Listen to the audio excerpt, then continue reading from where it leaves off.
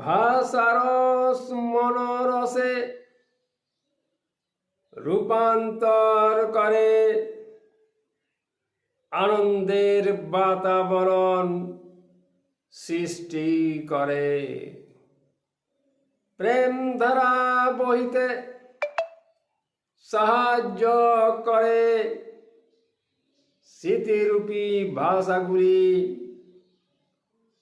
মনোনীত করে। তাই প্রেম নির্দ্বিধায় বহে অন্তরে, প্রেম রূপ ভাষারূপেই প্রকাশিত করে।